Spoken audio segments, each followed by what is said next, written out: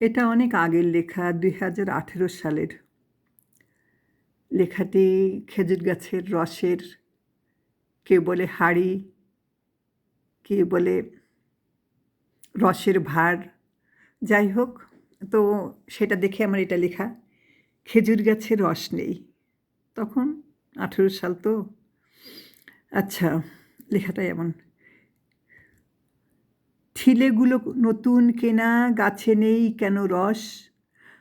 ৬,০০০ টাকা খরচ করেছে, গাছ কাটতে হলো, গেল শেষ।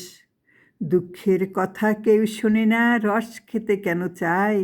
কেমন করে বুঝবে তবে গাছ লাগানোই দায়? ভেজাল দিয়ে আর কতদিন বিষ খাবে তাদের? এই পৃথিবীর মরবে সবাই, কবর হবে যে তাদের। জবাব সেদিন কি দেবে যে? মালিক রাখেন হিসাব। নিজের দোষে নিজেরাই মরা, খারাপ লোকের স্বভাব।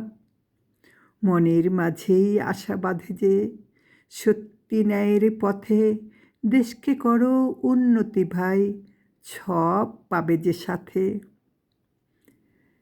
গাছেদের দাও সে খাবার তুলে, দিক গাছ রস ঠিলে ভরে। তোমার মনে খুশির জোয়ার দেবে জনগণ তুলে।